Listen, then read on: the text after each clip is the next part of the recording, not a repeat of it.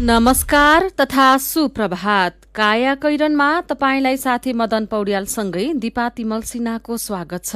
काया कैरन उज्यालो रेडियो नेटवर्कसँगै उज्यालो अनलाइन र मोबाइल एप्लिकेशनबाट एकसाथ प्रसारण भइरहेको छ। आज 2078 साल माघ 20 गते बिहिबार, माघ शुक्ल पक्षको द्वितीय तिथि, सन् 2022 फेब्रुअरी 3 तारिक। काया कैरन सुरु गरौं मुख्य खबरका शीर्षकहरूबाट। सत्ता गठबन्धन संयमित छलफलमा समस्या समाधानका लागि मध्यमार्ग खोज्दै प्रधानमन्त्री देउबा एमसीसी र गठबन्धन दुवै बचाउने प्रयासमा। एमसीसी सम्झौताका 6 बुँदा स्पष्ट पार्न प्रचण्ड र नेपालको आग्रह। एमसीसी बारे प्रमुख प्रतिपक्षी दल एमाले भने मौन। स्थानीय चुनावको तयारीमा सरकार जुट्यो। 4वटै सुरक्षा निकायलाई सुरक्षा र बन्दोबस्तीको खाका पेश गर्न निर्देशन। चुनावको मिति घोषणा नहुँदासम्म निर्वाचन आयोगले नामावली संकलनलाई निरन्तरता दिने। पाल्पामा चुनढुङ्गाको जथाभावी उत्खनन र दोहन। धुलो र धुवाँले स्थानीय बासिन्दा हैरान। पानीका मूल समेत सुक्दै, दोषीलाई कडा कारबाही गर्न माग। सागसब्जी देख्न लायक हुन्न, धुलै धुलो भएर अब यस्तो बाटोमा हिँड्न छैन, मान्छे चिनिन्न। भूकम्प जस्तो हल्लाउँदै जमिन थर्काउँदै दगुर्छ। स्वास्थ्यमा त धुलोले एकदम रुगाखोकी लाउने ओर्ने।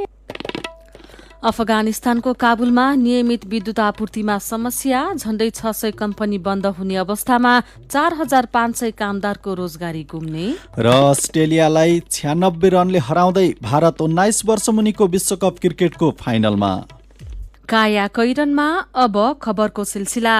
अमेरिकी सहयोग नियोग एमसीसीसँगको सम्झौताले सत्ता गठबन्धन नै भत्कने अवस्था आएपछि सहयात्री दलहरू फेरि संयमित छलफलमा जुटेका छन्। प्रधानमन्त्री शेरबहादुर देउवाले विमति प्रष्ट पार्न आग्रह गरेपछि माओवादी केन्द्र र एकीकृत समाजवादीले 6 बुँदामा सरोकार राखेका छन्। यी बुँदाका विषयमा कानूनी रूपमा स्पष्ट हुन र सम्झौताका बारेमा मध्यमार्गी राजनीतिक विकल्प खोज्न पनि उनीहरूबीच समझदारी भएको छ। प्रधानमन्त्री देउवाले देश हितकै लागि सम्झौता अविलम्ब पारित गर्न अग्रसरता लिनु भएको छ। सहयोगीहरूले पनि देश हितकै लागि यथास्थितिमा सम्झौता पास गर्न नहुने अडान राखेपछि राजनीतिक बन्धन चुडिने अवस्थामा पुगेको छ। प्रधानमन्त्रीको आग्रहमा माओवादी केन्द्रका अध्यक्ष पुष्पकमल दाहाल प्रचण्ड र एकीकृत समाजवादीका अध्यक्ष माधव कुमार नेपालले योभन्दा अघि राख्दै आएका विषयलाई नै दोहोऱ्याउँदै लिखित सरोकार राख्नु भएको छ। स्रोतका अनुसार वाम दलहरू एमसीसी हिन्द प्रशान्त रणनीति अन्तर्गत पर्छ कि पर्दैन र यो अन्य कुनै सैन्य गठबन्धनभित्र पर्छ कि पर्दैन भन्नेमा स्पष्ट हुन खोजेका छन्। परियोजना अन्तर्गत विद्युत प्रसारण रहने जमिनको स्वामित्व नेपालको हुन्छ कि हुन्न र परियोजनाबाट प्राप्त बौद्धिक सम्पत्ति नेपालको रहन्छ कि रहन्न भन्ने पनि उनीहरूको जिज्ञासा छ। त्यसैगरी परियोजनाको लेखा परीक्षण गर्ने अधिकार नेपाललाई हुन्छ कि हुन्न भन्ने प्रश्न पनि उनीहरूले राखेका छन्। कुनै विषयमा विवाद उठे नेपालको कानून आकर्षित हुन्छ कि हुन्न भन्ने बारे प्रश्न पार्न पनि दुवै दलले आग्रह गरेका छन्। अमेरिकी सरकार र एमसीसीले सकारात्मक जवाफ दिएमा अनुमोदनमा जान सकिने भन्दै प्रचण्ड र नेपालले त्यसका लागि पहल गर्न प्रधानमन्त्री देउवालाई आग्रह गर्नुभएको छ। प्रधानमन्त्री देउवाको आग्रहपछि प्रचण्ड र नेपालले 6 बुँदामा सरकार राख्नु भएको हो। माओवादी केन्द्र र एकीकृत समाजवादीका 6 सवालमा एमसीसी हिन्द प्रशान्त रणनीति अन्तर्गत पर्छ कि पर्दैन, यो कुनै सैन्य गठबन्धनभित्र पर्छ कि पर्दैन, परियोजना अन्तर्गत विद्युत प्रसारण लाइन रहने जमिनको स्वामित्व नेपालको हुन्छ कि हुँदैन, परियोजनाबाट प्राप्त बौद्धिक सम्पत्ति नेपालको रहन्छ कि रहन्न, परियोजनाको लेखा परीक्षण गर्ने अधिकार नेपाललाई हुन्छ कि हुँदैन र कुनै विषयमा विवाद उठेर कानूनको व्याख्या गर्नु परेमा नेपालको कानून आकर्षित हुन्छ कि हुँदैन भन्ने बारे रहेको खबर आजको कान्तिपुर दैनिकले छापेको छ। यसैबीच अहिले देशमा सर्वाधिक चर्चाको विषय बनेको एमसीसी मुद्दामा प्रमुख प्रतिपक्षी दल एमाले कुनै आधिकारिक धारणा बनाएको छैन। सरकारको नेतृत्वमा रहँदा एमसीसी अनुमोदन गराउन कसरत गरेका एमाले अध्यक्ष केपी शर्मा ओलीले अहिले एमसीसीलाई घरेलु राजनीतिको दाउपेचमा उपयोग गर्न प्रयासरत रहनु भएको छ। सत्ताको नेतृत्वमा रहेको कांग्रेस एमसीसी अविलम्ब पारित गराउने पक्षमा छ भने माओवादी केन्द्र र एकीकृत समाजवादी यथास्थितिमा अनुमोदन नगर्ने अडानमा छन्। संसद अवरुद्ध गर्दै आएको एमाले एमसीसी अनुमोदन गर्ने वा नगर्ने बारे प्रश्न पारेको छैन। यसैबीच एमसीसी बारे चलिरहेको बहसबीच सभामुखबाट सभामुख अग्नि सापकोटालाई नै पदमुक्त गराउन गृह कार्य भइरहेको चर्चा पनि चलेको छ। सभामुख सापकोटाले भने प्रमुख प्रतिपक्षीले आफूलाई धम्की दिन यस्तो प्रस्ताव अगाडि सारे पनि अडानबाट विचलित नहुने सन्देश दिनु भएको छ। संसदको अवरोध हटाउनुपर्ने, एमसीसी बारे जनस्तरमा उठेका प्रश्नमाथि संसदमा व्यापक बहस हुनुपर्ने र राष्ट्रिय सहमति बनाउनु पर्ने सभामुख सापकोटाको अडान छ। संसद अवरोध भएकाले तेजाब आक्रमण, यौन हिंसा र रेल सञ्चालन सम्बन्धी अध्यादेश समेत अल्झिएको अवस्थामा एमसीसी मात्र प्रस्तुत हुन नसक्ने उहाँको भनाइ छ।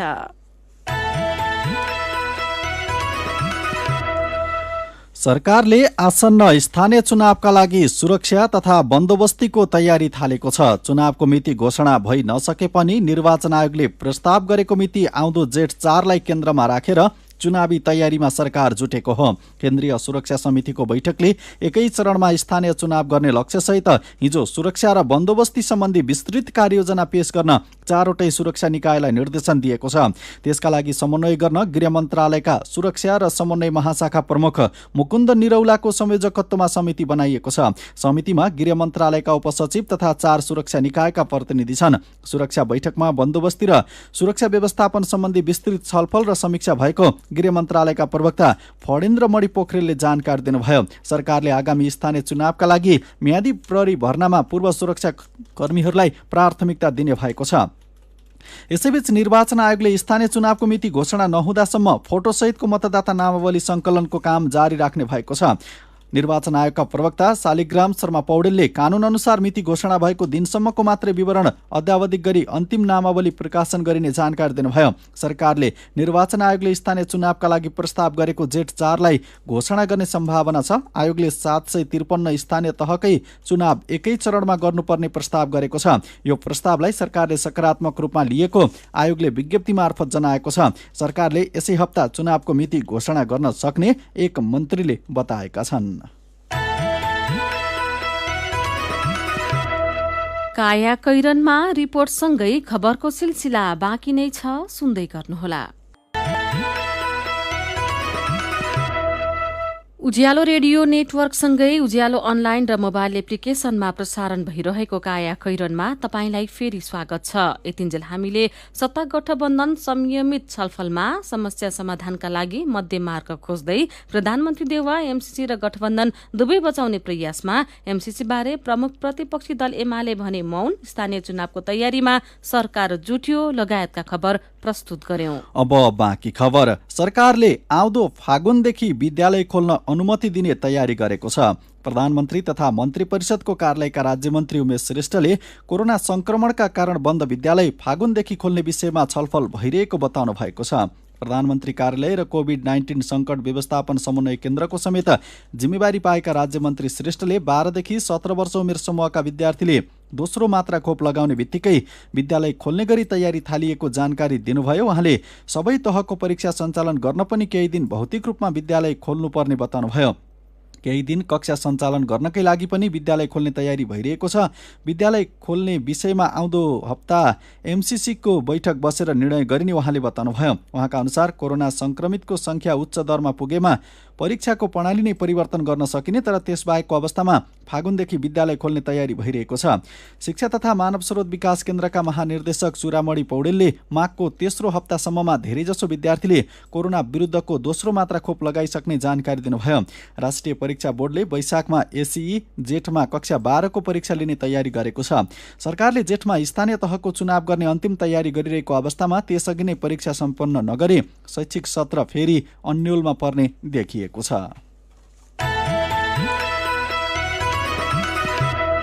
नौवटा खानी सञ्चालनमा रहेको पाल्पाबाट दैनिक 2000 भन्दा धेरै टिप्परबाट चुनढुङ्गा र डोलोमाइट अन्य जिल्लामा निकासी भइरहेको छ। उद्योगहरूले बिना नापतोल चुनढुङ्गाको जथाभावी उत्खनन गरेर दोहन गर्दै राजस्व छलेको भन्दै कारबाहीको लागि प्रक्रिया समेत अघि बढेको छ। पाल्पाका ज्यामिरे, रहवास, हातीलुङ, मस्याम, मरेक, कोलडाँडा, श्रीडाँडा, कचल, सिद्धेश्वरमा लगायतका ठाउँमा चुनढुङ्गाको उत्खनन भइरहँदा दर्जनौं परिवार भने विस्थापित हुनु परेको छ। खानी सञ्चालनबाट दुःख र शास्ति भोगिरहेका पाल्पाका बासिन्दाले चुनढुङ्गा दोहन गर्नेलाई कडा कारबाही र उत्खनन र ओसार पसारलाई व्यवस्थित गर्नुपर्नेमा जोड़ दिँदै आएका छन्। पाल्पाबाट उज्यालो सहकर्मी देपच भैयाको रिपोर्ट। बाटो वरिपरि भएको डाले घाँसहरू अरू घाँसहरू पनि गाई बस्तुलाई खुवाउँदा माटे हुने त्यस्तो खाँदै पनि नखाने, घाँटी दुख्ने, टाउको दुख्ने, कफमा पुरै धुलो आउने गर्छ। रिब्दीकोट 2 की गीता खनाल। खानी उत्खनन क्षेत्रका बासिन्दाहरूले यस्तो गुनासो गरेको वर्षौं भइसकियो, तर सुनुवाई कहिले र कसले गर्ने भन्ने केही टुङ्गो छैन भन्नुहुन्छ सरस्वती घैरे पाण्डे। घर भित्रै धुलो जान्छ होइन, भाँडा माझेर राखो 5 मिनट नहुँदै सेतै हुन्छ कि सागसब्जी यस्तो के देख्न लायक हुन्न, धुलो भएर अब यस्तो बाटोमा हिँड्न छैन, मान्छे चिनिन्न। अरू त अब यी घर यही बाटोमै हाकेर बिहानै 4 बजेतिर एकदम के यो भूकम्प जस्तो हल्लाउँदै जमिन थर्काउँदै दगुर्छ।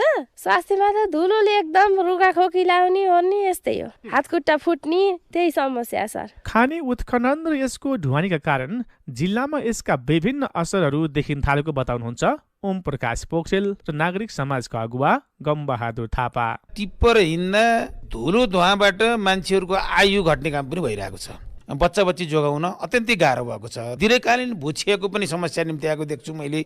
सानो चाहिँ साधन लिएर हिँड्नेलाई अत्यन्तै दुःख दिएका पनि छन्। प्राकृतिक दोहनकै रूपमा चाहिँ यो भइरहेछ।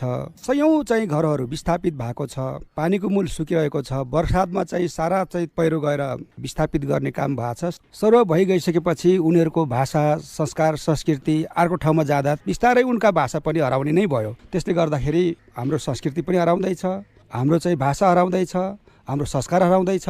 यो पनि एउटा कारण हो भन्न मैले चाहिँ दावा गर्न सक्छु। जिल्ला वन कार्यालय पाल्पाका प्रमुख दीपक गेमालीका अनुसार खानी सञ्चालन गर्नु अघि गरिएका वातावरणीय अध्ययनमा ध्यान नपुर्याउँदा धेरै समस्या भइरहेको छ। त्यो खानी क्षेत्रमा कति उत्खनन हुन्छ, त्यहाँबाट चाहिँ कति गाडीहरू हिँड्छन् भन्ने जस्तो त्यो खानी क्षेत्रलाई केन्द्रित गरेर चाहिँ रिपोर्टहरू, वातावरणीय प्रतिवेदनहरू बनेको हुन्छ।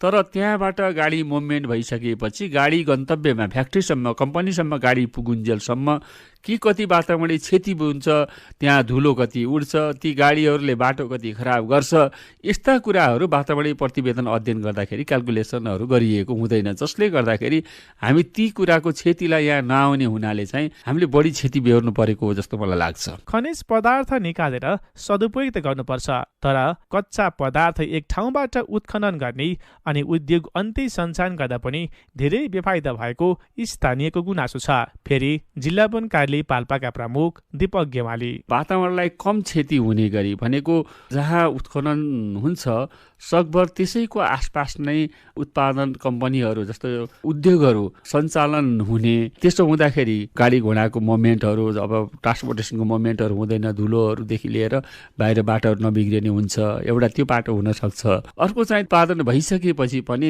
त्यसलाई सकभर चाहिँ तपाईँको ग्राउन्ड रुटबाट भन्दा पनि रोपे लगायतका अरू मिन्सबाट पनि हामीले बजारमा पुर्याउन सकियो भने यसले चाहिँ तपाईँको वातावरणमा, आम मानसमा चाहिँ यसले कम क्षति पुर्याउने, यसको नोइज पोल्युसनदेखि लिएर अरू इन्भाइरोमेन्ट पोल्युसनहरू कम हुन्छ। र अर्को चाहिँ अत्याधुनिक मेसिनहरू प्रयोग गरेर सिस्टमेटिक वेमा चाहिँ उत्खननको कामहरू गर्ने, जसले गर्दाखेरि पहिरोहरू नजाने अथवा त्यहाँ निक्लेका मेटेरियलहरूलाई पनि प्रशोधन गरेर मात्रै लैजाने, जसले गर्दाखेरि त्यहाँबाट बगेर आउने पानी चाहिँ तल नदीमा आएर दूषित पानी नहोस्। यस्ता खालका कुरामा चाहिँ ध्यान दिन जरुरी छ। काया कैरनमा मेरो पनि भन्नु छ र कार्टुनसँगै खबरको सिलसिला बाँकी नै छ, सुन्दै गर्नुहोला। क्वालिटी र स्वाद सीधा कुरा प्रष्ट विचार काठमाडौँमा 90 मेगाहर्ज उज्यालो रेडियो नेटवर्क मार्फत देशभरिका विभिन्न एफएम स्टेशन तथा उज्यालो अनलाइन र मोबाइल एप्लिकेशनमा प्रसारण भइरहेको काया कैरनमा तपाईंलाई फेरि स्वागत छ।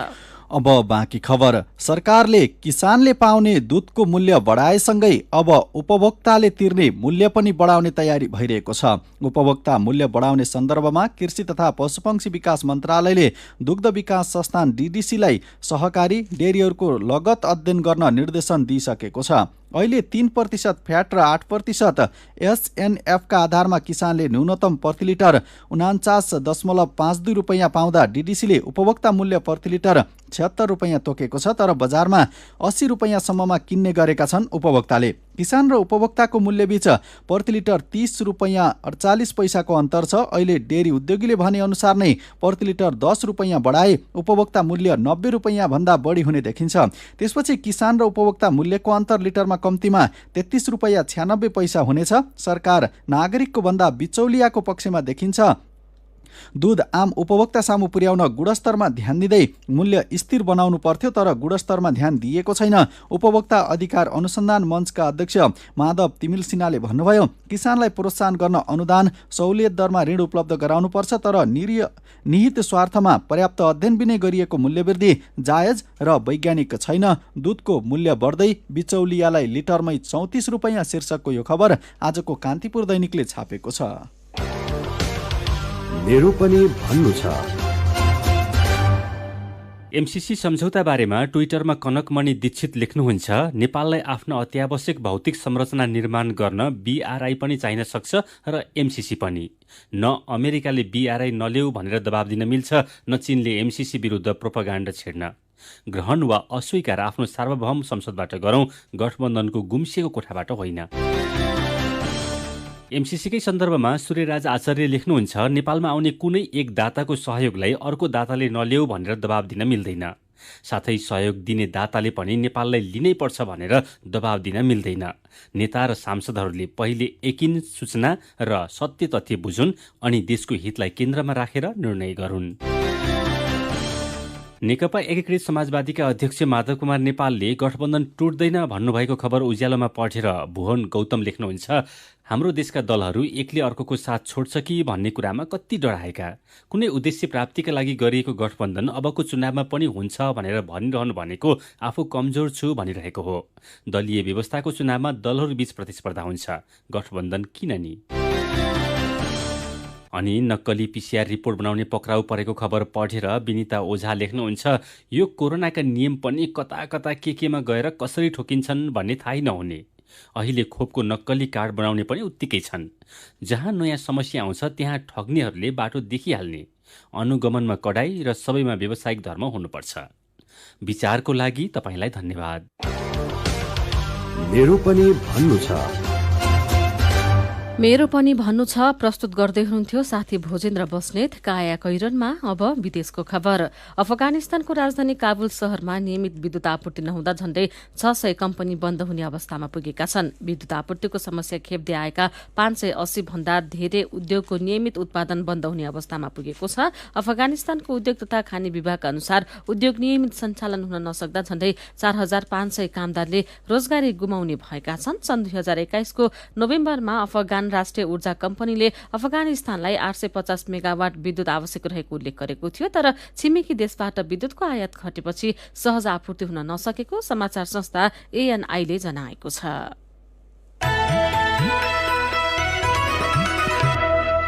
अब खेल खबर। भारत 19 वर्ष मुनिको विश्वकप क्रिकेटको फाइनलमा पुगेको छ। गैराती भएको दोस्रो सेमिफाइनल खेलमा अस्ट्रेलियालाई 96 रनको फराकिलो अन्तरले हराउँदै भारत फाइनलमा पुगेको हो। जितका लागि भारतले दिएको 291 रनको लक्ष्य पछ्याएको अस्ट्रेलिया 41 ओभर 5 बलमा 194 रनमा समेटियो। अस्ट्रेलियाका लचलान शाहले सर्वाधिक 51 रन बनाए पनि टोलीलाई जिताउन सकेनन्। भारतका विक्की ओस्टलले 3, निशान्त सिन्धु र रवि कुमारले 2-2 विकेट लिए। त्यससँगै वेस्ट इन्डिजको कुलिज क्रिकेट मैदानमा टस जितेर पहिला ब्याटिङ गरेको भारतले निर्धारित 50 ओभरमा 5 विकेट गुमाएर 290 रन बनाएको थियो। भारतका कप्तान एस धुल र शेख रसिदले उत्कृष्ट पारी खेले। अस्ट्रेलियाका ज्याक निस्क्वेट र विलियम्स स्याल्जम्यानले 2-2 विकेट लिए। फाइनलमा भारतले भोलि इङ्ल्यान्डसँग खेल्नेछ। अस्ति भएको पहिलो सेमिफाइनलमा अफगानिस्तानलाई हराउँदै इङ्ल्यान्ड 24 वर्षपछि फाइनलमा पुगेको हो। अब केही खबर संक्षेपमा। विदेश जानेहरूका लागि कोभिडको पीसीआर नेगेटिभ रिपोर्ट अनिवार्य छ। सरकारले पीसीआर परीक्षणका लागि सरकारी अस्पतालमा 800 रुपियाँ र निजी अस्पतालमा 1500 रुपियाँ तोकेको छ। तर काठमाडौँकी अस्पतालले 8,000 देखि 18,000 रुपियाँसम्म असुलेर नक्कली पीसीआर रिपोर्ट बनाउने गरेको तथ्य खुलेको छ। महानगरीय अपराध महाशाखाले नक्कली पीसीआर रिपोर्ट बनाउने 2 अस्पतालका 4 कर्मचारीलाई पक्राउ गरेको छ। महाशाखाको टोलीले भक्तपुरको मध्यपुर थिमी गट्टाघरमा रहेको नागरिक कम्युनिटी टिचिङ हस्पिटल लिमिटेडका 2 र काठमाडौँ 3 कुनेमा रहेको कान्तिपुर अस्पताल प्रालीका 2 जना कर्मचारीलाई पक्राउ गरेको हो। महत्त्वपूर्ण सरकारी कागजातको डङ्गुर 3 वर्षदेखि केशर महलको ढोका बाहिर बेवारिसे छ। ती कागजातलाई छोपिएको पाल पनि घाम पानीले मक्किसकेको छ। बोरामा राखिएका कतिपय कागजात पानीले सडेका छन्। केशर महलको पुनर्निर्माण सुरु गर्दा त्यहाँभित्र रहेका कागजात लिएर जान ती सरकारी निकायलाई पटक पटक आग्रह गरे पनि कसैले चासो नदेखाएपछि पुनर्निर्माणकर्ताले ती कागजातलाई बोरामा प्याक गरी ढोका बाहिर छेउमा थुपारिदिएका थिए। सड्दै केशर महलका बौद्धिक सम्पत्ति शीर्षकको यो खबर आजको गोरखापत्र दैनिकले छापेको छ। गृह मन्त्रालय र कृषि तथा पशुपक्षी विकास मन्त्रालय बीच समन्वय अभावका कारण बाढी पहिरो पीडित किसानले अझै राहत पाएका छैनन्। कार्तिक पहिलो हप्ता आएको बेमौसमी वर्षाका कारण धानमा सबैभन्दा ठूलो क्षति भएको थियो। कृषि मन्त्रालयको क्षतिको विवरण संकलन गरी त्यसको आधारमा किसानलाई राहत दिने भनी मन्त्री परिषदबाट निर्णय गरिएको थियो। तर 5 महिना बितिसक्दा पनि किसानले राहत पाएका छैनन्। कोरोना संक्रमित भन्दा निको हुनेको संख्या बढेको छ। स्वास्थ्य तथा जनसंख्या मन्त्रालयका प्रवक्ता डाक्टर संगीता मिश्राले गएको 24 घण्टामा नेपालमा थप 7,555 जना निको भएको जानकारी दिनुभयो। बुधबार संक्रमित हुनेको संख्या 3,637 रहेको थियो। काया कैरनमा अब पालो उखानको। नभए के लाउँ, भए कुन लाउँ। उज्यालो रेडियो नेटवर्कबाट प्रसारण भइरहेको काया कैरन सक्नु अघि मुख्य खबर फेरि एकपटक। सत्ता गठबन्धन संयमित छलफलमा समस्या समाधानका लागि मध्यमार्ग खोज्दै प्रधानमन्त्री देउबा एमसीसी र गठबन्धन दुवै बचाउने प्रयासमा। एमसीसी सम्झौताका 6 बुँदा स्पष्ट पार्न प्रचण्ड र नेपालको आग्रह। एमसीसी बारे प्रमुख प्रतिपक्षी दल एमाले भने मौन। स्थानीय चुनावको तयारीमा सरकार जुट्यो। 4वटै सुरक्षा निकायलाई सुरक्षा र बन्दोबस्तीको खाका पेश गर्न निर्देशन। चुनावको मिति घोषणा नहुँदासम्म निर्वाचन आयोगले नामावली संकलनलाई निरन्तरता दिने। पाल्पामा चुनढुङ्गाको जथाभावी उत्खनन र दोहन। धुलो र धुवाँले स्थानीय बासिन्दा हैरान। पानीका मूल समेत सुक्दै, दोषीलाई कडा कारवाही गर्न माग। अफगानिस्तानको काबुलमा नियमित विद्युत आपूर्तिमा समस्या। झण्डै 600 कम्पनी बन्द हुने अवस्थामा 4,500 कामदारको रोजगारी गुम्ने। र अस्ट्रेलियालाई 96 रनले हराउँदै भारत 19 वर्ष मुनिको विश्वकप क्रिकेटको फाइनलमा। अब कार्टुन। आज हामीले रवि मिश्रले बनाउनु भएको कार्टुन लिएका छौं। कोरोना विरुद्धको खोपको 24 लाख डोज हरायो भन्ने प्रसंगसँग यो कार्टुन सम्बन्धित छ। यहाँ कार्टुनमा मन्त्री जस्ता देखिने एकजना व्यक्ति छन्। उनको कुममा सुईले घोचिरहेको छ। तर उनी भने हातमा लेन्स लिएर भुइँतिर खोप खोज्दै भन्दैछन्, ए रातै होइन, कता हरायो खोप। आजको काया कैरन सकिएको छ। काया कैरनबाट प्राविधिक साथी प्रवीण श्रेष्ठसँगै हामी पनि बिदा माग्छौं। काया कैरन सुन्नुभएकोमा तपाईंलाई धन्यवाद। उज्यालो मोबाइल र अनलाइनमा प्रसारण भइरहेका रेडियो र अनलाइनका सामग्री भाइबरमा पनि उपलब्ध छन्। कोरोना विरुद्धको खोप लगाए पनि मास्क लगाउन र भौतिक दूरी कायम राख्न नबिर्सौं। नमस्कार।